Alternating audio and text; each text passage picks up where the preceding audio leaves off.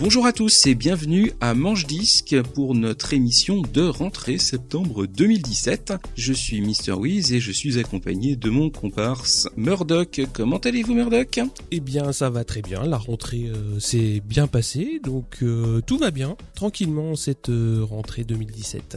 Et donc on va parler musique évidemment comme à chaque fois dans Manche Disque. Mais avant tout, on va parler un petit peu radio, puisque il y a une voix que je connaissais bien sur France Info, Gérald Roux, donc j'écoutais il y a une dizaine d'années donc en podcast où il présentait des chroniques journalières de disques, et donc il a relancé une chronique cette fois-ci hebdo, mais il chronique des rééditions donc d'albums qui ont été évidemment marquants pour la culture musicale. Il nous a piqué l'idée quoi en fait. C'est tout à fait ça. J'ai vu le concept, je me suis dit ça y est, ils ont pas piqué le concept des 3 disques des années 80, mais voilà, donc ça s'appelle Ma Collection Pop, c'est dans la matinale du samedi et c'est évidemment disponible en podcast. Donc il y a eu un seul numéro pour le moment puisqu'évidemment ils sont rentrés très récemment, c'était sur The Verve Urban Hymns si je me trompe pas. Alors est-ce que tu l'as écouté ? Le podcast oui, j'ai écouté, je trouve ça vraiment intéressant, je peux juste regretter qu'il y ait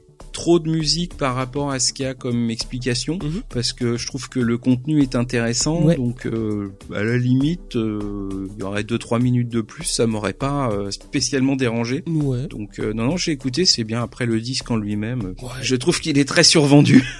Oui, je peux pas te contredire là-dessus. Moi je trouve que c'est un album, bon il est bien, mais bon c'est perso il retombe pas souvent sur ma platine, mais bon voilà. Mais en tout cas je trouve que l'émission est bonne et j'espère que elle va nous amener plein de bonnes rééditions dans l'année. Évidemment je vous conseille d'aller jeter une oreille et de vous faire votre idée. Et donc on va attaquer sur les sélections. Pour le coup, je me suis retrouvé avec une situation compliquée parce que j'ai 2 rééditions, mais comme j'en avais une qui était plus grasse que l'autre, il y en a une que j'ai réservée vraiment pour la section réédition et l'autre qui est en section normale, et donc en l'occurrence c'est la réédition de l'album Invisible Silence de Art of Noise de 1986 et j'ai sélectionné le titre Paranoia.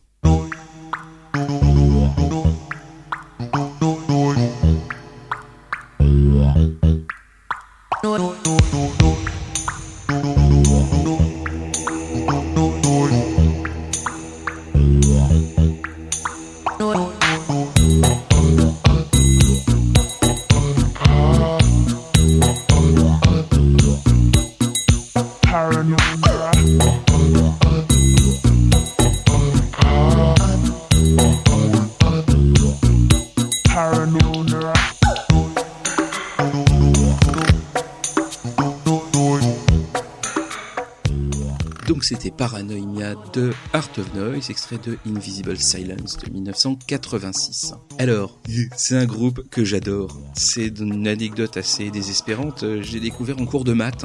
Je crois que c'était en 4e, parce que nous avions un prof de maths qui se trouvait être aveugle, et j'avais ma voisine qui travaillait, qui écoutait vaguement le prof, mais en écoutant de la musique. Et puis un jour, je lui demande, mais qu'est-ce que t'écoutes tout le temps comme ça, plutôt que d'écouter le prof ? Et elle me fait, c'est génial, j'ai un groupe qui fait de la musique avec des chasses d'eau. Et là, c'est pas possible, il fallait que j'écoute le truc. Avec des chasses d'eau. Il fallait que je sache. Et je lui ai pris une boule, j'ai commencé à écouter, et en fait, j'ai plus jamais lâché la boule. Tu lui as pris une boule. Je lui ai pris une boule, et voilà. Et puis c'est resté, puis j'ai fait une copie de la cassette, et voilà, même si j'ai jamais trouvé les bruits de chasse d'eau dans le disque.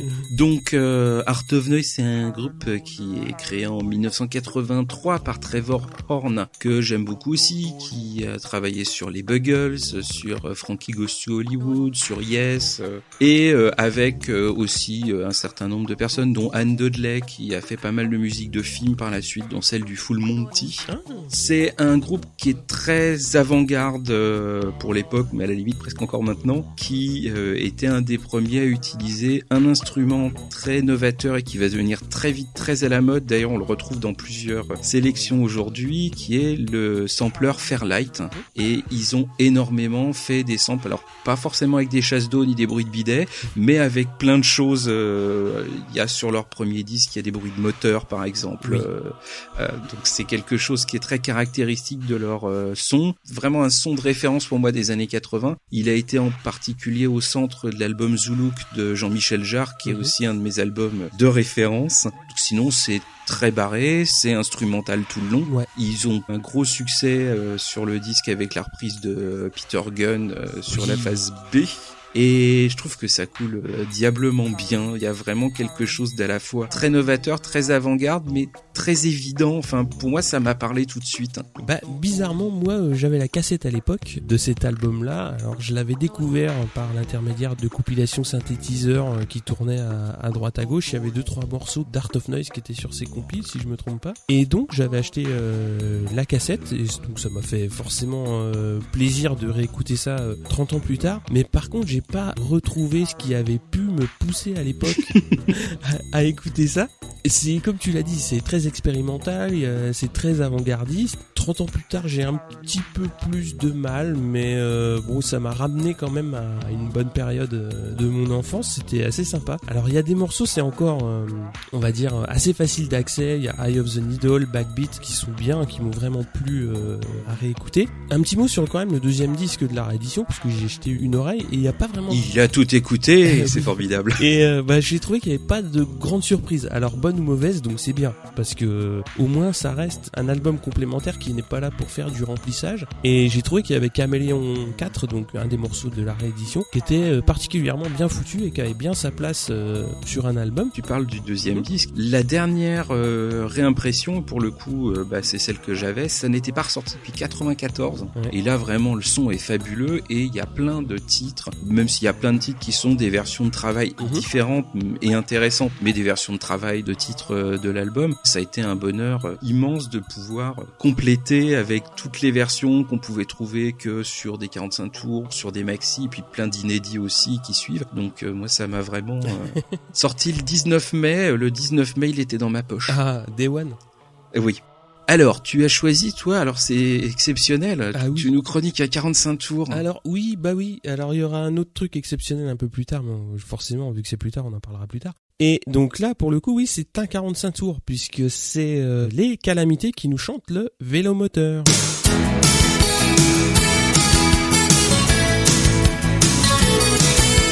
Je revois notre voiture rouge filant à toute allure sur les routes. Moi les cheveux dans le vent, tu regardes au loin, droit devant. Tant de choses auraient pu se passer que je n'aurais pas regretté. Oh non mais tu es toujours trop pressé et on ne s'est même pas arrêté. Je t'assure que je n'ai pas peur, je n'ai pas non plus mal au cœur. Je suis même pas de méchante humeur et je préfère les vélomoteurs qui font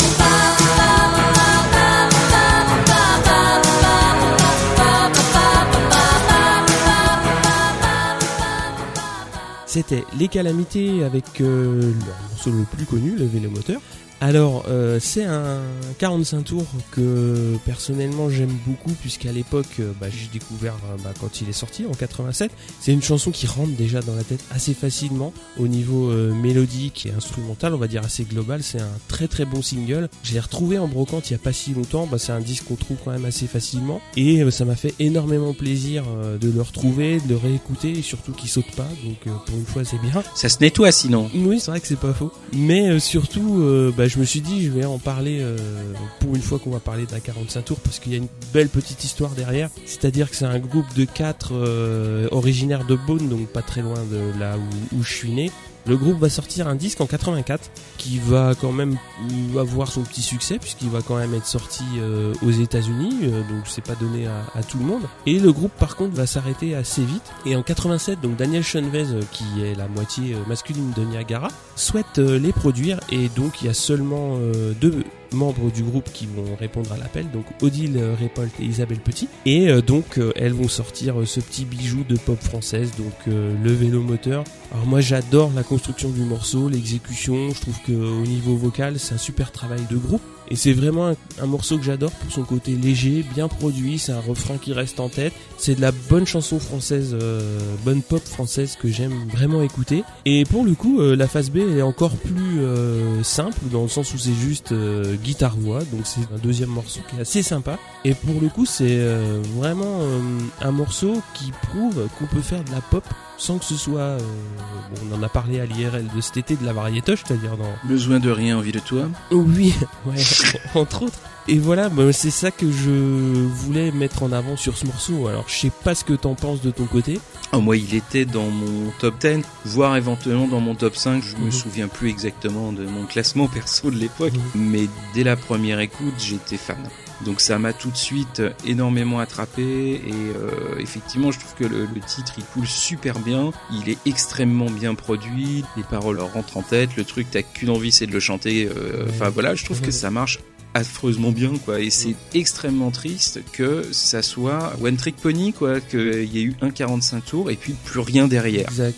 Une petite parenthèse sur l'album justement dont tu parlais, l'album de 84, à bride abattue. S'il a un petit peu marché à l'époque, moi je l'ai découvert que très très très sur le tard. Oui. Et c'est quelque chose qui est ressorti en CD mais au travers de compilations qui sont maintenant compliquées à trouver, qui sont un peu chères parce que un peu rares. Et l'album il mérite à être davantage distribué et davantage connu parce qu'il est super bon. Il mérite une petite réédition. Et bah c'est dommage qu'elles en soient restées juste à ce 45 tours là parce que ça aurait pu donner... Ah c'était chouette. Ah ouais, il y avait de quoi faire. Nous rappelons aussi, pour nos chers auditeurs, qu'il y a eu une excellentissime reprise de la chanson par Alain Chabat et Bruno Carrette. Qui ont changé le titre, c'est plus le vélomoteur, mais le vibromasseur. Ouais, qui fait faune. Bon. On va passer à ton deuxième choix donc. Alors, mon deuxième choix, là cette fois-ci, je triche un peu, c'est 79. Un petit tour au pays du soleil levant avec la chanson Behind the Mask de Yellow Magic Orchestra, extrait de l'album Solid State Survivor.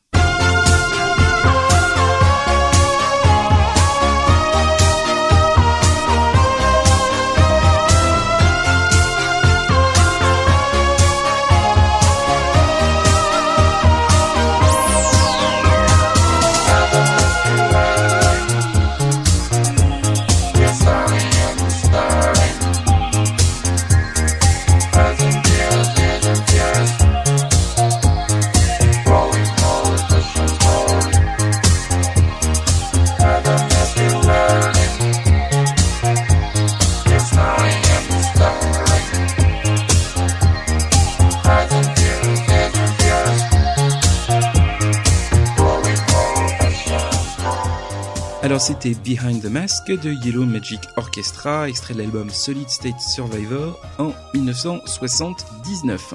Alors, Yellow Magic Orchestra, c'est un groupe pendant très longtemps que je connaissais que de nom. Je connaissais une de ses trois composantes, en l'occurrence Ryuichi Sakamoto, par la musique de Furio et surtout par la musique du Dernier Empereur que j'avais absolument adoré. Et l'année dernière au Japon, j'ai trouvé le premier album en vinyle et quand j'y suis retourné cette année, j'ai acheté le deuxième et le troisième dans la foulée. Double. Donc là encore, ça fait peut-être un peu redite avec le précédent, mais on est sur un groupe qui est synthé, qui est expérimental, qui est un peu arty, qui est un peu avant-garde. Il fait partie des premiers qui va utiliser le synthé de manière plus mainstream parce que quand ils se sont lancés, on était en 78, quelque chose comme ça. Et en 78, le synthé, c'était globalement de la musique expérimentale allemande un petit peu abrasive, on va dire. Un petit peu rêche. Un petit peu rêche, moi que j'adore, mais qui était pas forcément à mettre entre toutes les oreilles. Ou alors, ce qui commençait à être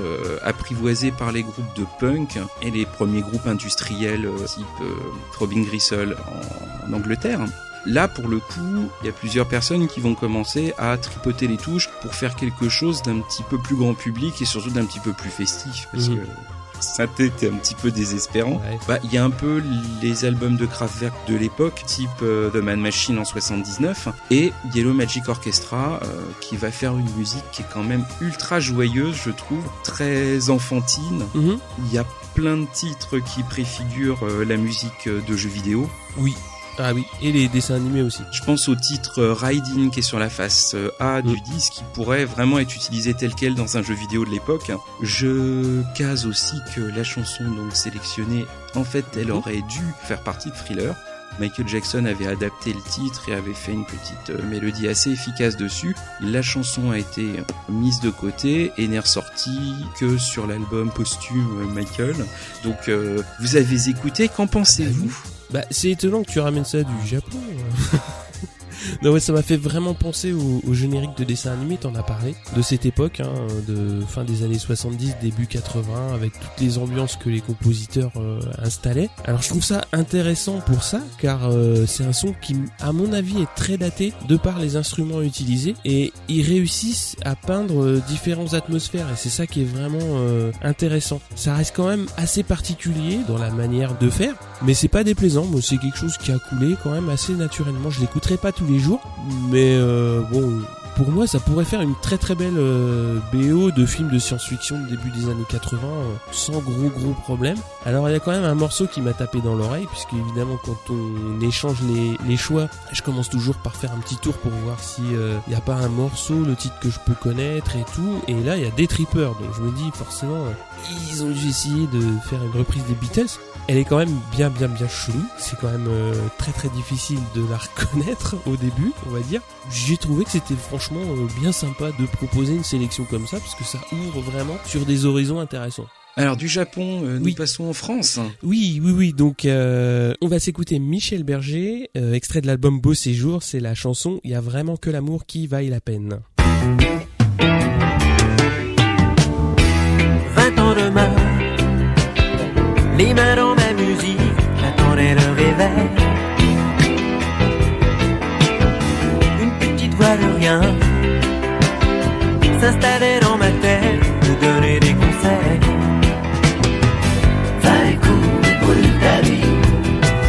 Et je disais oui, tout connaître, tout savoir, prix du bonheur et du désespoir. Mais j'ai compris trop tard.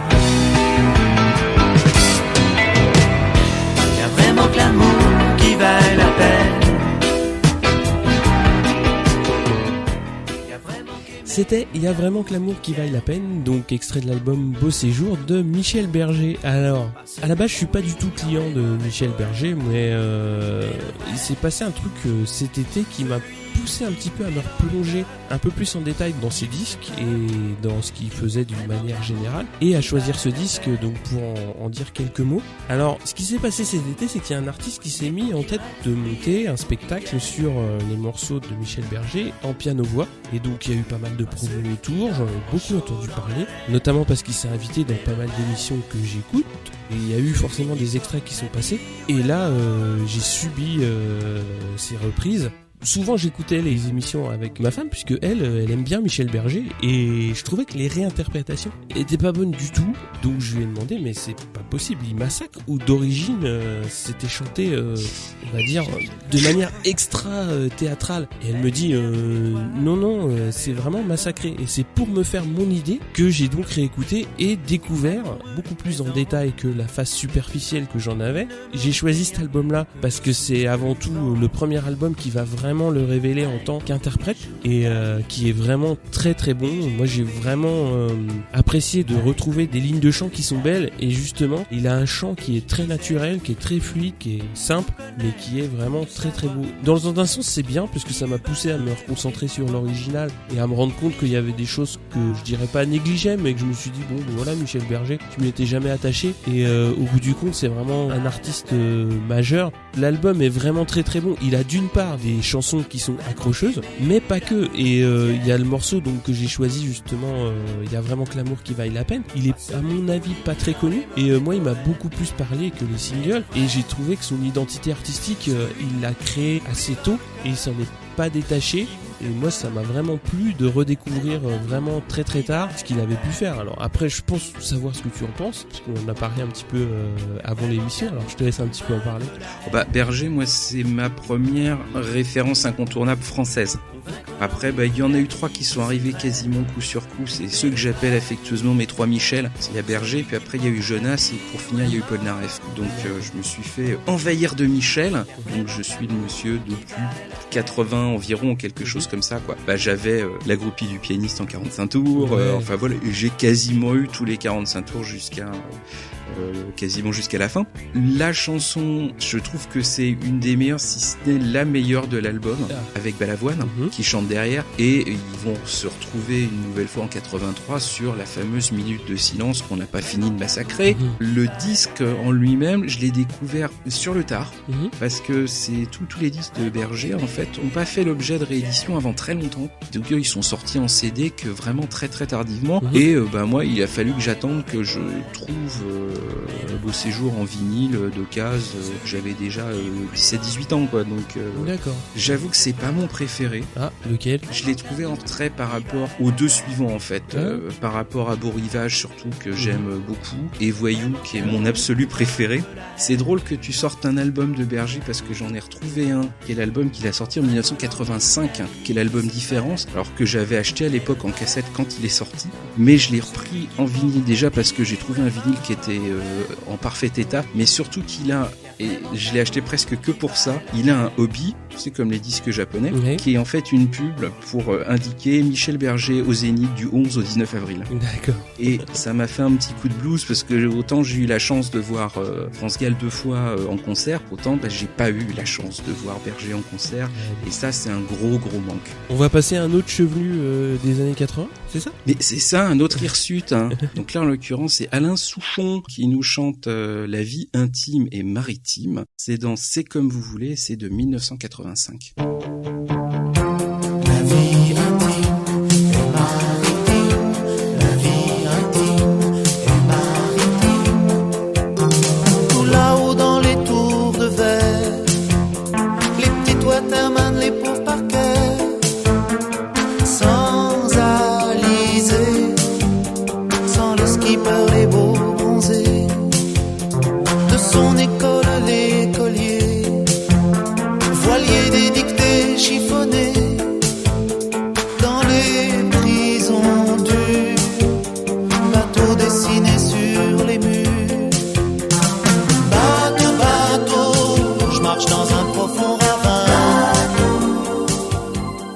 C'était La vie intime et maritime d'Alain Souchon, et c'est donc dans C'est comme vous voulez, album de 1985.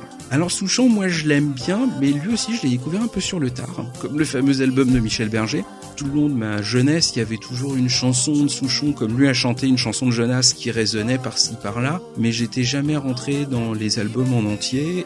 Mais maintenant c'est bon, j'y suis, je suis rentré dedans, et décidément en fait plus j'écoute plus ça me plaît, et j'ai un petit affect particulier sur ce disque-là. C'est un disque qui est charnière, mais c'est drôle parce que c'est une charnière qui se referme immédiatement. Donc en 85, Souchon découvre les années 80, et en fait il va en ressortir quasi immédiatement, parce que l'album suivant n'est plus du tout dans cette ambiance-là. C'est un petit poil plus dur, un petit poil plus noir à l'image de la pochette, et un poil plus synthétique, et c'est drôle parce qu'on retrouve le fameux Fairlight qui est utilisé sur cet album-là. Donc ça reste le clavier de référence. Il y a 3 titres qui sont relativement très connus sur le disque, donc C'est comme vous voulez, la fameuse balade de Jim, et Je veux du cuir, qui est une de mes chansons préférées de Souchon. Bizarrement, il plaît pas forcément beaucoup ce disque-là, mais moi je trouve que ça lui va vachement bien, parce que comme il a un côté toujours à côté de la plaque, toujours un côté je suis pas à ma place, il y a toujours une notion de décalage dans ce qu'il fait. Je trouve que là, il rajoute en plus un décalage musical, et je trouve que ça marche bien.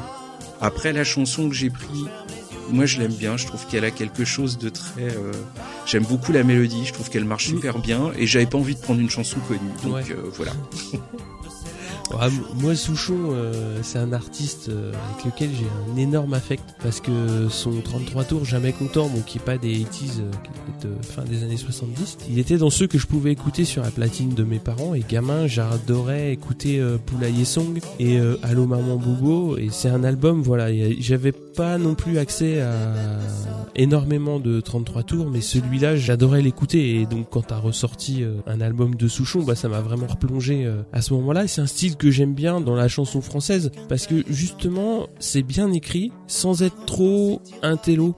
Je trouve qu'il a trouvé le bon barreau de l'échelle. Ouais, il est pas inaccessible, il est pas non plus ras-bitume, donc c'est vraiment pour moi le bon niveau d'écriture, parce que tu peux vite tomber dans les références où justement tu vas perdre beaucoup de gens qui ont peut-être pas tout le background que toi en tant qu'écrivain tu peux avoir, et je trouve que son écriture elle est bonne pour ça. Et aussi voilà, le gros intérêt, il est pas tombé dans la soupe, j'aurais tendance à dire, de variété. Alors c'est un album que je trouve très bon. Il est très en douceur et tu parlais de la balade de Jim, moi c'est une chanson que j'adore vraiment. J'avais découvert le clip donc au top 50 comme beaucoup, mais c'est une chanson que j'adore. Ça a peut-être été un peu trop de dire ça, mais pour moi c'est la première chanson que j'ai écoutée et qui racontait une histoire, l'histoire du gars, et puis en plus le clip c'est l'histoire de la chanson. C'est peut-être bien la première chanson qui m'a montré qu'il y avait des histoires qui pouvaient être racontées et que c'était assez sympathique. Alors après la mélodie sur le refrain je la trouve super belle, et c'est un peu comme justement ce que je disais sur Michel Berger. Il a un chant qui est assez simple, il est pas ultra technique, il est pas... C'est naturel. Oui, c'est naturel, c'est justement ça que j'adore. C'est très proche de Berger, on va dire, sur le concept. T'as pas l'impression que ça force. Oui. Le truc, ça sort de manière naturelle. Alors, vu la manière dont les gens chantent maintenant, de manière justement très forcée, très surjouée, très ornementée. Énormément de surtechnique vocale. Ouais. Ça tranche. Voilà ce qu'on pouvait en dire. On va passer à un truc plus dur. Ah oui, nettement plus dur. Un petit peu plus. On va s'écouter Motorhead qui nous chante Ace of Spades. Si tu nous écoutes. Voilà, exactement.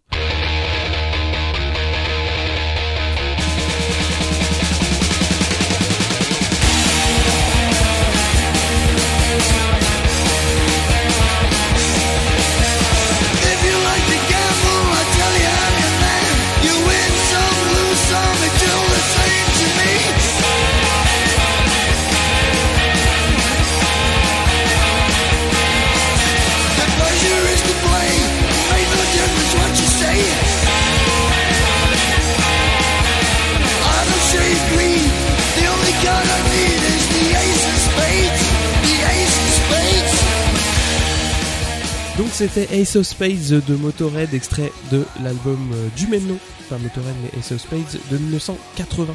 Alors Motorhead, évidemment, choix évident puisque c'est une des bases du métal. En fait ils vont prendre un petit peu le métal là où l'avait laissé Led Zeppelin, mais surtout ils vont énormément simplifier la formule dans un sens où ils sont que 3, basse, batterie, guitare évidemment.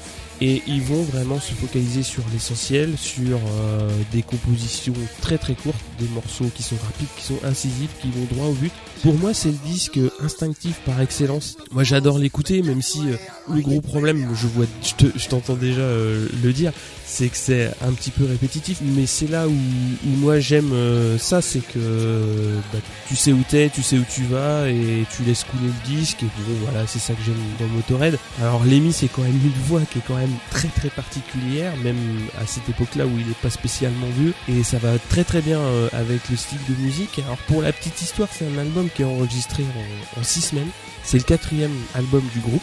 Et c'est la première fois en fait qu'ils vont commencer vraiment à avoir un petit peu de succès, donc avec le morceau que j'ai choisi, Ace of Spades.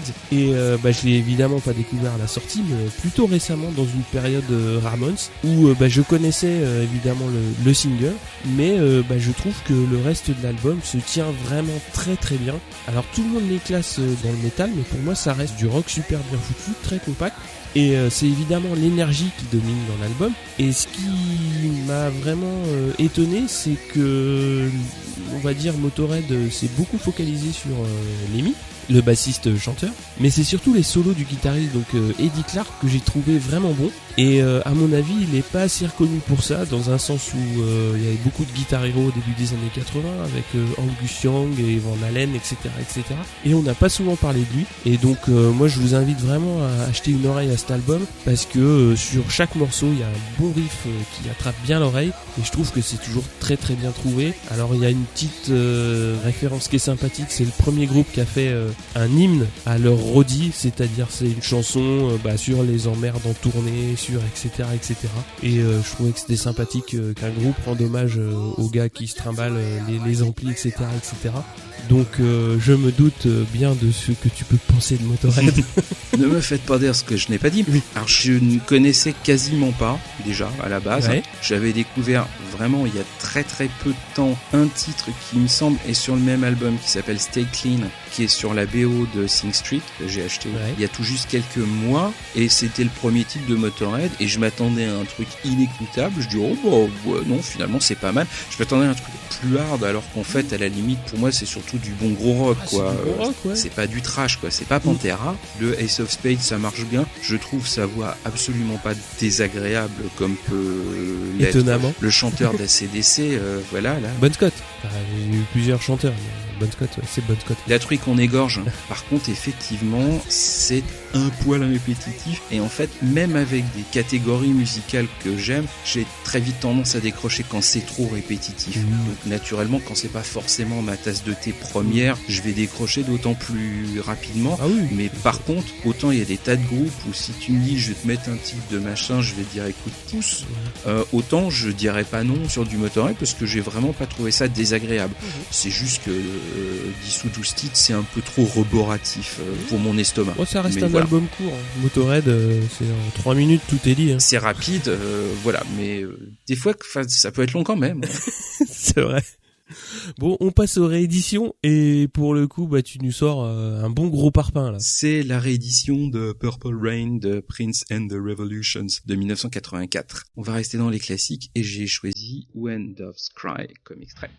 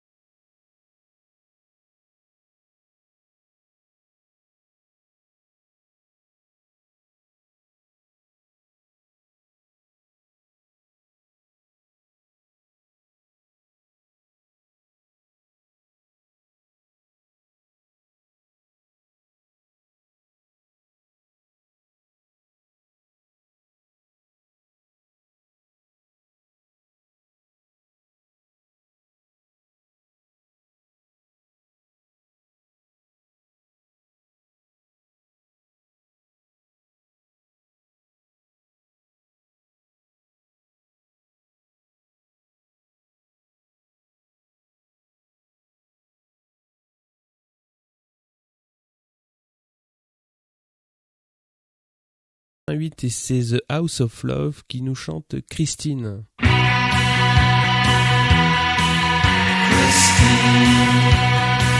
Still walking in me, still talking in me, Christine, Christine, such a sense of loss, and the baby cry, Christine, Christine, and the whole world dragged us down.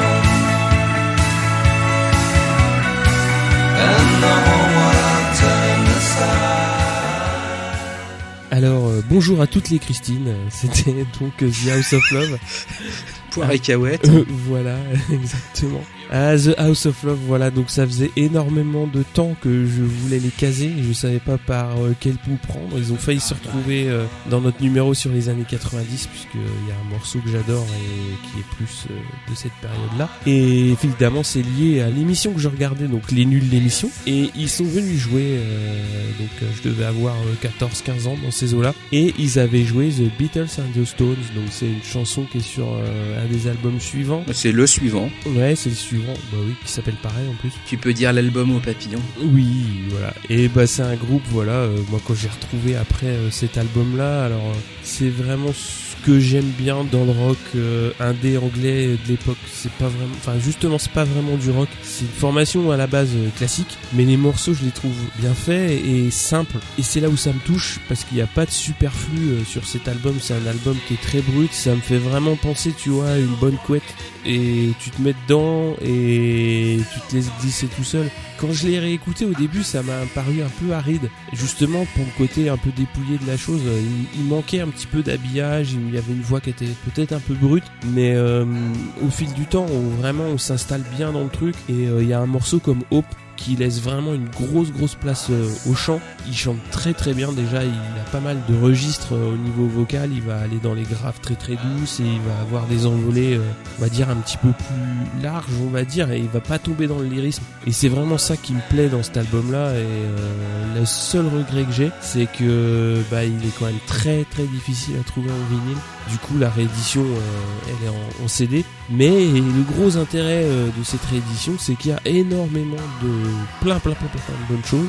Toutes les phases B, il y a des lives, il y a des démos. Alors avant d'aller plus loin, est-ce que tu connais, je pense que tu connais The House of Love évidemment. Alors je connaissais, je pense que la copine qui m'avait fait la copie avait dû aussi voir le groupe dans Les Nuls l'émission, parce que moi je ne connaissais que le fameux album au papillon.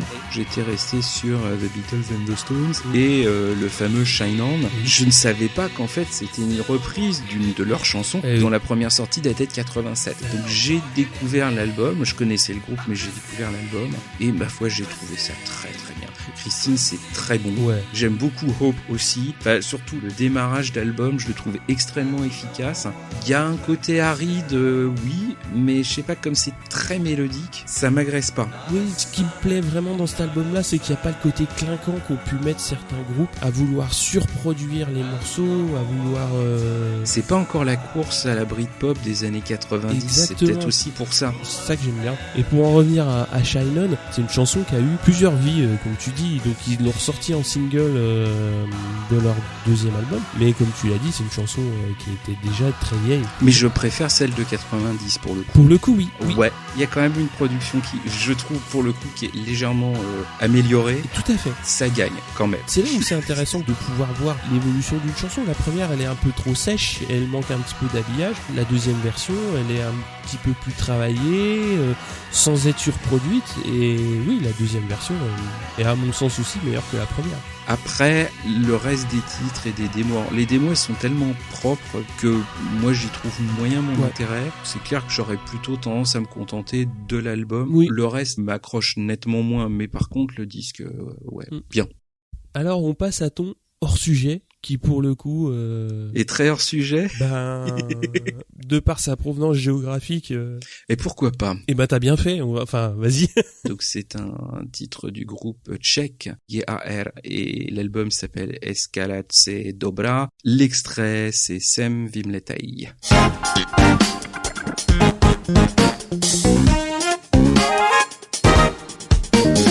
Já mám ženu starou a už máváme v pánu a petrifikace trochanteru škoda, kostrče i febula. Mám hezkou dceru a dospěla rychle v ženu a s dysfunkcí rozhodovacího aparátu a Sem Vimletej, to je má hymna, jemná hymna, to asi budu to jak se to jmenuje. Sem Vimletej, diagnóza 301, to asi budu to vas-y volatej. Donc c'était Sem Vimletej du groupe JAR, extrait de l'album Eskalace Dobra qui est sorti un peu plus tôt cette année. Donc, comment dire, c'est un groupe de funk, c'est un groupe un petit peu de rap, c'est un groupe un petit peu de jazz, c'est un groupe un petit peu de tout. Ouais. C'est un groupe que j'ai découvert via un des deux chanteurs, en l'occurrence Dan Barta, et j'ai découvert ce chanteur en 2003 à Prague.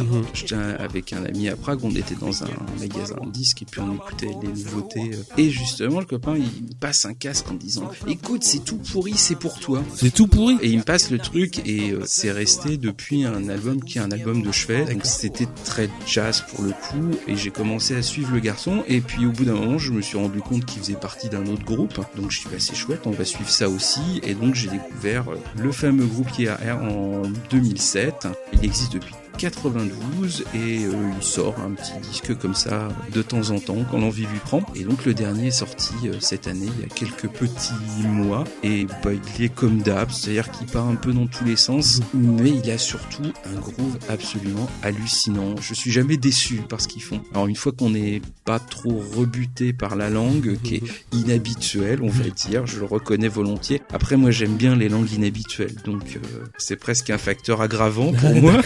Tu cherches le truc qui te comprend pas, quoi. Le quintuple voyelle au scrap, quoi. Ah mais complètement, parce que en fait, quand je vais écouter un truc, je vais avoir tendance à l'écouter purement musicalement. D'accord. C'est-à-dire que même si je comprends les paroles, je vais avoir tendance à considérer la voix comme un instrument et à faire vraiment extraction de ce qui est dit. Et bon, au bout de la deuxième ou troisième, je commence à écouter. Et quand on en est à la 250e histoire de Tu m'as quitté, qui va faire la vaisselle, il y a des jours où tu as envie d'écouter un truc dont tu comprends que quick. Et là, je ne sais pas de quoi il parle et en fait, j'ai pas envie de le savoir.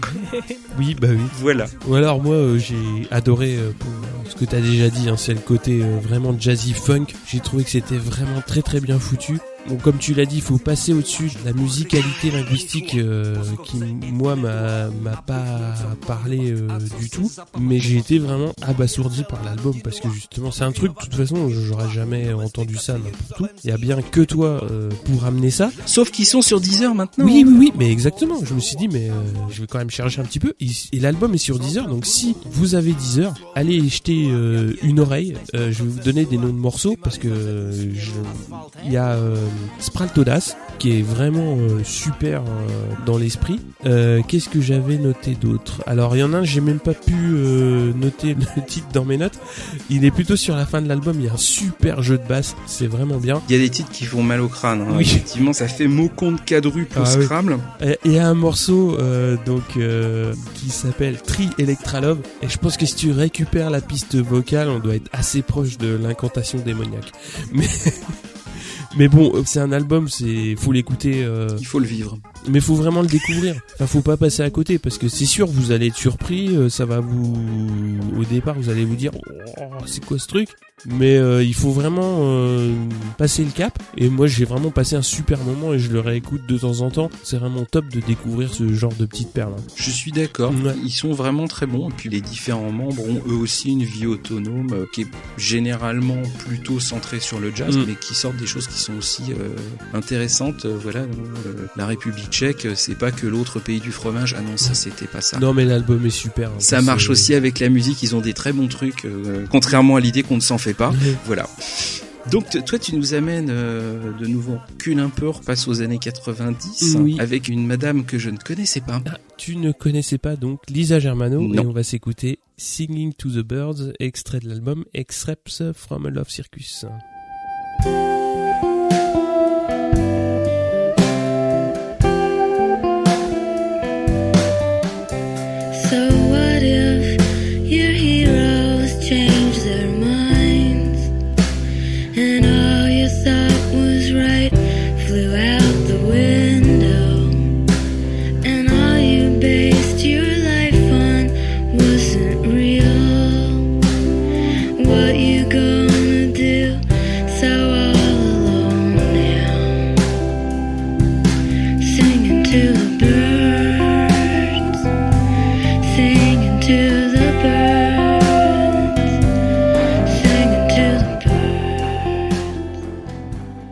c'était Singing to the Birds de Lisa Germano, donc de l'album Excerpts from Love Circus de 96. Alors c'est le genre d'artiste que j'ai découvert sur une compile des Arocs, une rentrée 96 qui était particulièrement bonne, puisque en la réécoutant je vais t'en ressortir pour les prochains numéros, puisqu'il y avait énormément de bonnes chansons sur cette compile. C'est la Malle au Trésor 2017-2018. Et c'est un peu ça, ouais, voilà.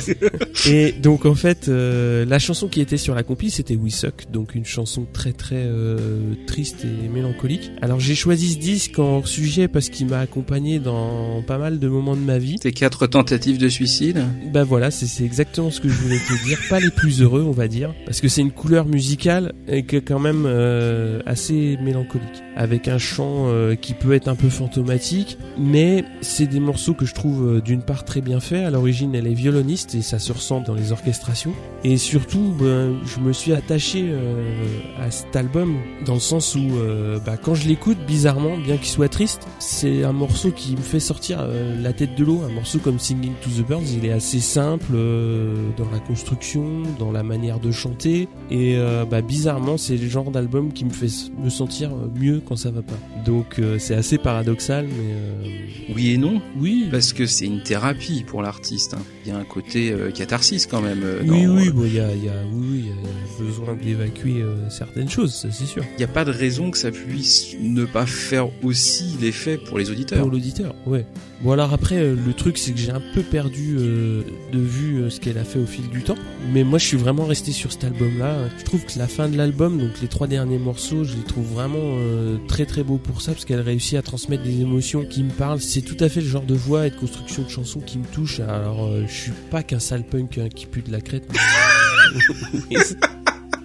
Oh, je la garde celle-là, elle est excellente. Oui. Mais je l'ai aussi choisi parce qu'il y a quand même pas mal de chats qui miaulent et qui ronronnent dans cet album, et je suis sûr que ça t'a pas laissé indifférent. Non, ça m'a pas laissé indifférent, donc je ne connaissais pas du tout. Il y a un univers extrêmement particulier, extrêmement unique. Je trouve qu'il y a une recherche dans le son, il y a toujours des petits bouts de trucs par-ci par-là qui font une construction qui est plus complexe qu'on peut imaginer alors à la base. Donc j'ai trouvé ça vraiment intéressant. Esthétiquement, je trouve ça assez sublime. Carrément. Ouais, mais vraiment. La chanson que t'as prise, très très bien. Enfin, moi, elle m'a beaucoup plu. Par contre, moi, quand je suis dans des moments où ça va pas, je vais plutôt me tourner vers un bon vieux Burt Bacharach. Donc, j'ai énormément de mal sur la durée, ce qui fait que le disque, je l'ai écouté en 10 fois, en 12 fois, en 12 titres. Ouais. Parce que les artistes qui font un disque pour se prémunir du suicide, il y a un côté malsain à l'écoute, je trouve, que j'ai du mal à tenir sur la distance. Enfin, passer un titre, donc pris séparément entre d'autres trucs, c'est vraiment très beau. Mais en bloc, c'est dur. Mais en bloc, c'est trop dur. Elle chante en se taillant les veines, globalement. Et non, je te ferai écouter un autre truc. Je te le garde pour plus tard. C'est sur la même compile, mais je te ferai vraiment écouter un truc. Si tu vas pas du tout. Après. Ouais, donc. Mais voilà, c'est vraiment unique. Il y a une vraie recherche, une vraie personnalité. Vu que c'était sorti chez 4AD, je ne suis pas surpris. Oui. C'est fidèle à ce qu'on peut attendre sur le label. Mais voilà, en bout. Voilà, okay. C'est ma seule limitation. En tranche, comme le saucisson corse, ça va. Bon. Voilà. Ça va être l'heure de se quitter quand même, il se fait tard. Oui, tout à fait. Oui, il se fait un petit peu tard. Je sais absolument pas sur quoi on se quitte d'ailleurs. On peut se quitter sur un petit dragnet de Art of Nine, non ? Mais c'est une très bonne idée. Ah oui. Écoute, 1987. 87 donc, et le film était très très bon avec Dan Aykroyd, si je me trompe pas. Tu sais que je l'ai pas vu. Je ne sais pas s'il a bien vieilli, mais je me rappelle l'avoir vu à l'époque et j'avais adoré. Donc peut-être que ça vaut le coup de le revoir. Déjà, on se l'écoute. Et on se l'écoute, et puis on se dit à la prochaine fois. Et puis suivez nos aventures sur les réseaux sociaux. Je sais jamais sur quoi on est, puisque je ne suis pas tout ça. Toi, tu sais mieux que moi. Alors, les Facebook, les Twitter, les machins. Le Facebook d'Aities, le Twitter d'Aities, et puis il y a pas mal de chroniqueurs aussi qui sont sur Twitter. Donc voilà. À bientôt. À ciao. Ciao. Salut.